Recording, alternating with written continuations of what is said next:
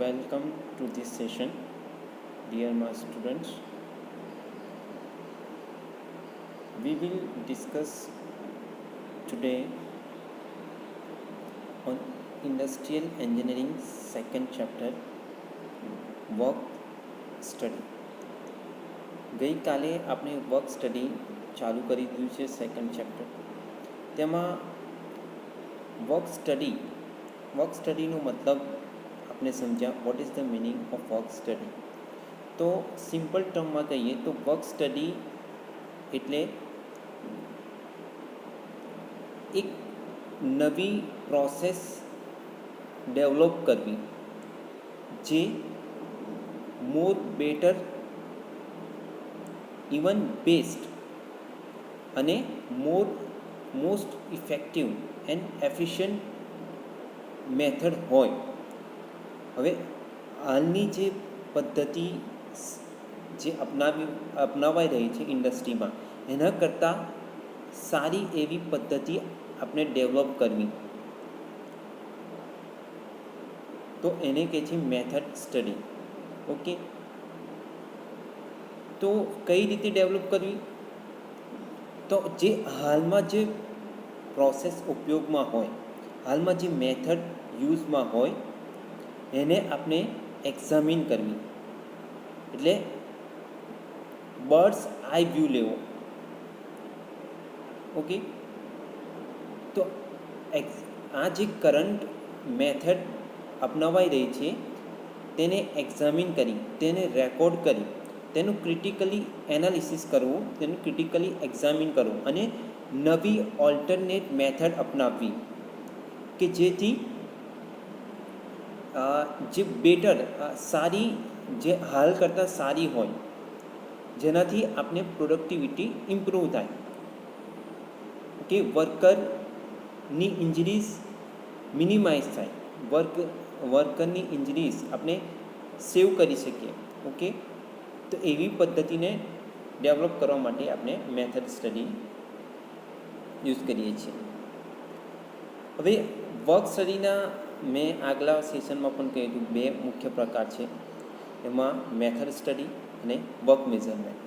આપણે method study વિશે ગઈકાલે ભણી ચૂક્યા. What is the method study? Method સ્ટડીના હેતુઓ શું છે?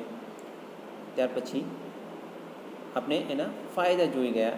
કઈ રીતે પ્રોસેસને સિલેક્ટ કરી અને એને એક્ઝામિન કરી, પછી એને નવી પ્રોસેસ, મતલબ જે આપણે નવી પ્રોસેસ ડેવલપ કરી હોય એની સમજણ આપી. ત્યાર પછી એને મેન્ટેન કરવા. ઓકે, મેન્ટેન કઈ રીતે કરવી એ આપણે જોઈ ગયા. હવે આજે મોસ્ટ ઇમ્પોર્ટન્ટ ટૉપિક આપણે ભણવા જઈ રહ્યા છે. તો એમાં જે છે હવે ગઈકાલે આપણે જે મેથડ સ્ટડી ભણ્યા એને આપણે આ ડાયાગ્રામ વડે પણ દર્શાવી શકીએ છીએ. જે રીતે જુઓ, method study first of all કોઈ પણ પ્રોસેસને ઇમ્પ્રૂવ કરવા માટે એ પ્રોસેસને પહેલાં સિલેક્ટ કરવાની. ઓકે, ત્યાર પછી શું કરો? એનો રેકોર્ડ કરો કે પ્રોસેસ કઈ રીતે વર્ક કરી રહી છે.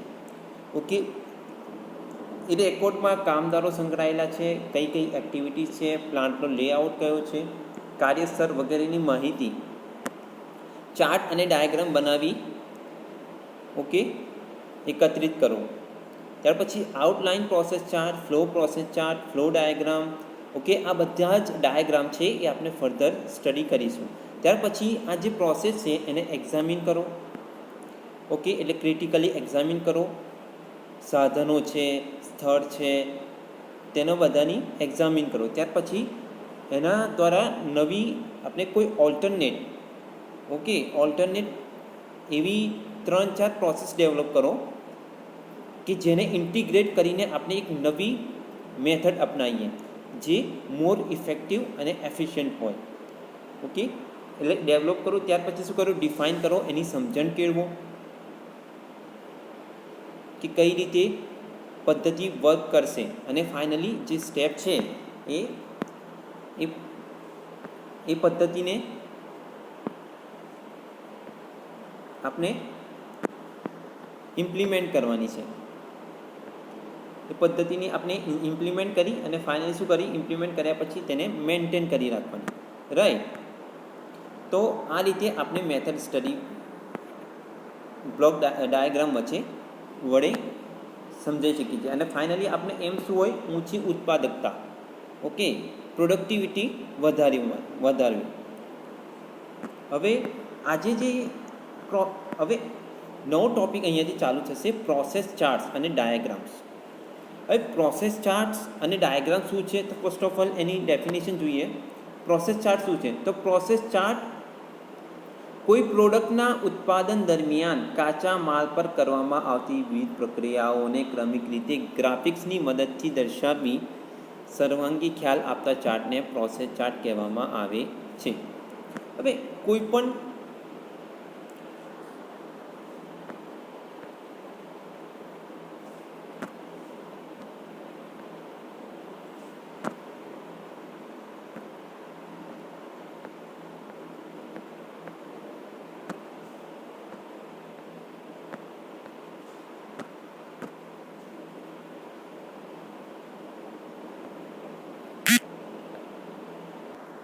હવે કોઈ ઇન્ડસ્ટ્રીમાં કોઈ પણ પ્રોસેસ થતી હોય, કાચા માલથી લઈ કે ફિનિશ પ્રોડક્ટ સુધી જેટલી પણ પ્લાન્ટમાં એક્ટિવિટી થતી હોય ઉત્પાદનની, તેને ગ્રાફિકલ રિપ્રેઝન્ટથી દર્શાવાય તો તેને કહેવાય ચાર્ટ્સ, તેને કહેવાય પ્રોસેસ ચાર્ટ્સ અથવા ફ્લો ડાયાગ્રામ.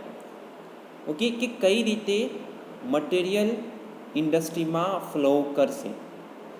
ઓકે, પ્રવેશથી લઈને એન્ટ્રીથી લઈને એક્ઝિટ સુધી જેટલી પણ પ્રોસેસ થવાની છે, ફ્લો થવાનો છે મટીરિયલનો અથવા મેન અથવા મશીનનો અથવા મટીરિયલનો, તો તેને ગ્રાફિકલી રિપ્રેઝન્ટ કરવાની જે પ્રોસેસ છે એને પ્રોસેસ ચાર્ટ કહે છે.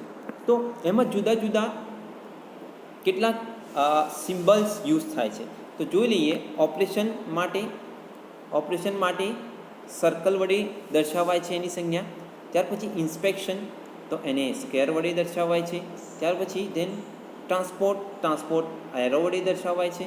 ત્યાર પછી ડીલે એટલે કોઈ આપણે જે અમુક ઇન્ડસ્ટ્રીમાં કમ્પોનન્ટ આપણે રાહ જોવી પડે, કોઈ પણ મશીનિંગ પ્રક્રિયા માટે રાહ જોવી પડે તો તેને કહેવાય ડીલે.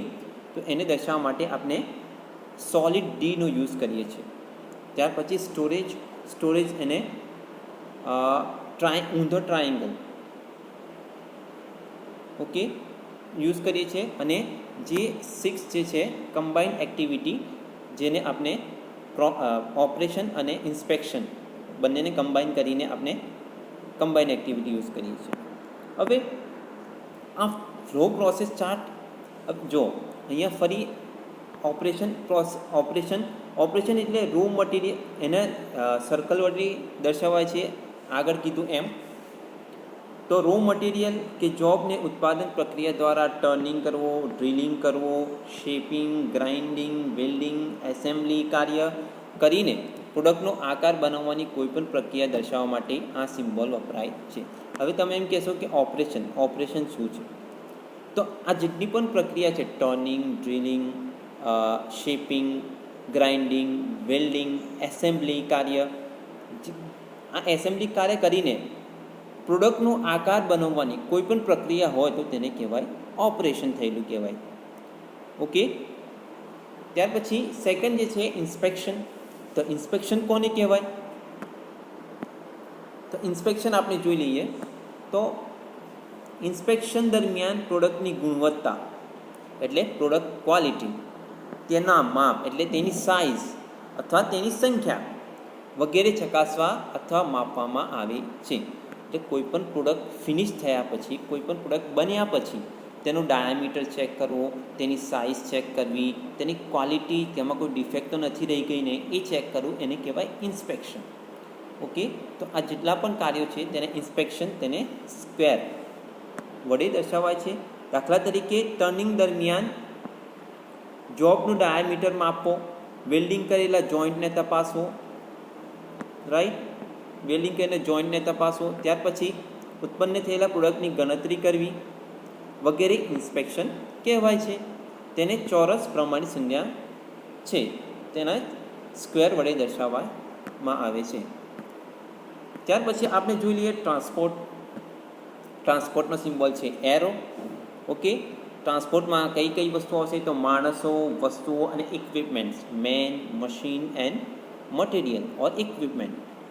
એક જગ્યાએથી બીજી જગ્યા તરફની હેરફેરને ટ્રાન્સપોર્ટ એક્ટિવિટી કહે છે. એક જગ્યાએથી બીજી જગ્યાએ એટલે વિથિન ઇન્ડસ્ટ્રી. ઇન્ડસ્ટ્રીમાં જોબ એક મશીન ઉપરથી બીજા મશીન ઉપર અથવા મશીન એક જગ્યાએથી બીજી જગ્યાએ અથવા માણસ એક જગ્યાએથી બીજી જગ્યાએ જે મૂવમેન્ટ થાય છે એને કહેવાય ટ્રાન્સપોર્ટ થયેલું કહેવાય. ઓકે, દાખલા તરીકે આગળ શું કહે છે જો, દાખલા તરીકે સ્ટોરમાંથી મટીરિયલને લેથ મશીન પર લાવવું, લેથ કામ થયા બાદ જોબને ડ્રિલિંગ મશીન ઉપર લાવવો, પ્રોડક્ટ તૈયાર કરી ઇન્સ્પેક્શન માટે સ્ટોરમાં લઈ જવો, એટલે ફિનિશ પ્રોડક્ટ થયા પછી તેને ઇન્સ્પેક્શન સ્ટોરમાં લઈ જવો, welding machine, hand drill, crane વગેરેને કામના સ્થળે લાવવાની મૂવમેન્ટ. ઓકે, કામના સ્થળે ક્રેનને કામના સ્થળે લાવવાની મૂવમેન્ટ એ પણ એક ટ્રાન્સપોર્ટેશન છે. તો આ બધી જેટલી પણ એક્ટિવિટી છે એને આપણે ટ્રાન્સપોર્ટેશનમાં કાઉન્ટ કરીશું. એને એરો વડે ના સ્ટાન્ડર્ડ સિમ્બોલ વડે દર્શાવાય છે.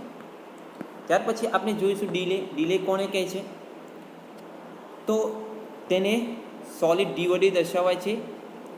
તો જો જોબ ઉપર એક પ્રક્રિયા થયા બાદ ક્રમમાં આવતી બીજી પ્રક્રિયા માટે કોઈ પણ કારણોસર રાહ જોવી પડે ત્યારે આ એક્ટિવિટીને ડીલે કહે છે. ફોર એક્ઝામ્પલ, આપણે ટર્નિંગ થયા પછી, ઓકે, હવે એક બાજુ લેથ ઉપર ટર્નિંગ થઈ રહ્યું છે અને ડ્રિલિંગ મશીન ઉપર રાહ જોવાઈ રહી છે કે ટર્નિંગ થયા પછી ડ્રિલિંગ થશે, તો આ જે ડીલે ટાઈમ છે તો એને ડી વડે દર્શાવવામાં આવે છે. મટીરિયલ મશીન પર પહોંચાડવામાં થતો વિલંબ. ઓકે, મટીરિયલ મશીન પર પહોંચાડવા માટે થતો વિલંબ. મટીરિયલ મશીન પર પહોંચાડવામાં થતો વિલંબ. એક મશીનમાં ખામી થતાં સેમી ફિનિશ પ્રોડક્ટનો થતો ભરાવ. ઓકે, એટલે અચાનક બગડી ગયું મશીન. ઓકે, તો સેમી ફિનિશ જે પ્રોડક્ટ આવશે એમાં થતો ભરાવ એ પણ ડીલેમાં કાઉન્ટ થશે. ત્યાર પછી વર્કપીસ અને ટૂલ સેટિંગનો સમય. ઓકે, એટલે ટૂલ સેટ કરવા માટે જે સમય લાગે એને આપણે ડીલેમાં કાઉન્ટ કરીશું. ત્યાર પછી કારીગર દ્વારા કામ બંધ રખાતા પ્રક્રિયામાં આવતી રૂકાવટ. ઓકે, એટલે કારીગર જે હોય એના દ્વારા જે રૂકાવટ આવે વર્કરના લીધે, જે રૂકાવટ આવે જેના લીધે આપણે પ્રોડક્શન બંધ થઈ જાય, બંધ રખાતા પ્રક્રિયામાં આવતી રૂકાવટ. બિલ્ડિંગ માટે રાહ જોતા જોબ વગેરે ડીલેના ઉદાહરણ છે. ઓકે, તેને ડી સંજ્ઞા વડે દર્શાવાય છે, પહેલાં કીધું એમ. ત્યાર પછી સ્ટોરેજ. સ્ટોરેજ શું છે? સ્ટોરેજને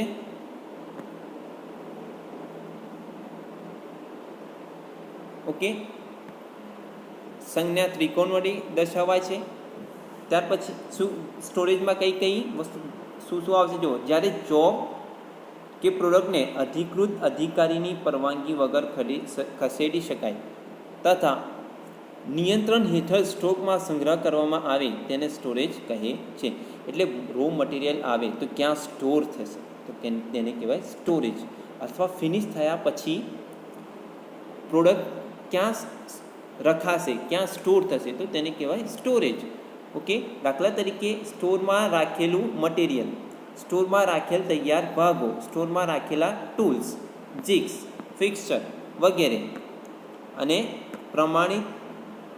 પ્રમાણિત સંજ્ઞા ત્રિકોણ વડે ઊંધા ત્રિકોણ વડે દર્શાવવામાં આવે છે. ત્યાર પછી કમ્બાઇન્ડ એક્ટિવિટી. અગેન કે કમ્બાઇન્ડ એક્ટિવિટી એટલે બે એક્ટિવિટીને ભેગા કરીને દર્શાવવામાં આવતી એક્ટિવિટીને શું કહે છે? Combined activity. ઓકે, અહીંયા ઓપરેશન અને ઇન્સ્પેક્શનને કમ્બાઇન્ડ એક્ટિવિટી વડે દર્શાવવામાં આવે છે. તો આ હતા 6 સિમ્બોલ. ઇમ્પોર્ટન્ટ સિમ્બોલ છે. આગળ જતાં જેટલા પણ ડાયાગ્રામ ફ્લો ચાર્ટ આવશે તેમાં આ દરેક સિમ્બોલનો આપણે યુઝ કરીશું. ત્યાર પછી હવે એક ટોપિક છે મેથડ સ્ટડીમાં વપરાતા ચાર્ટ્સ અને ડાયાગ્રામ્સ. મેથડ સ્ટડી જે આપણે ભણી રહ્યા છીએ 2 દિવસથી, અને હજુ પણ આવતા વીકમાં પણ મેથડ સ્ટડી ચાલશે. એટલે આ વીક અને આવતો વીક આ ફોકસ રહેશે મેથડ સ્ટડી ઉપર. ઓકે, એટલે આ મેથડ સ્ટડીમાં જેટલી પણ ચાર્ટ્સ આવશે એ આપણે જોઈશું એક 1 by 1. તો ચાર્ટ્સ આવશે આઉટલાઇન પ્રોસેસ ચાર્ટ અથવા operation process chart, OPC operation process chart, અથવા એને કહે છે આઉટલાઇન. એવું સિમિલર નામ છે, સરખું નામ. બીજો છે ફ્લો પ્રોસેસ ચાર્ટ એટલે FPC. એમાં 3 સબ કેટેગરી પડે છે, 3. પહેલી છે મેન ટાઈપ, બીજી છે material type and then C equipment type. ત્યાર પછી ત્રીજો પ્રકાર છે 2-handed પ્રોસેસ ચાર્ટ. ત્યાર પછી મલ્ટિપલ એક્ટિવિટી ચાર્ટ, જેમાં મેન એન્ડ મશીન ચાર્ટનો સમાવેશ થાય છે. ત્યાર પછી ફાઇનલી એમાં આવશે સિમો ચાર્ટ, સાયમલ્ટેનિયસ મોશન ચાર્ટ. એ આપણે ફર્ધર ડિટેલમાં અભ્યાસ કરીશું પાછળથી. ત્યાર પછી ડાયાગ્રામ્સ આવશે. આમાં ડાયાગ્રામ્સ કયા કયા છે? ફ્લો ડાયાગ્રામ છે, સ્ટ્રિંગ ડાયાગ્રામ છે, સાયકલ ગ્રાફ છે, ક્રોનો સાયકલ ગ્રાફ છે, એન્ડ ફાઇનલી ટ્રાવેલ ડાયાગ્રામ છે. તો આ બધા જ ચાર્ટ્સ અને ડાયાગ્રામ મેથડ સ્ટડીમાં ભણવાના રહેશે. તો I hope you enjoy this lesson. તો આપને we will meet next session. Thank you for your attention.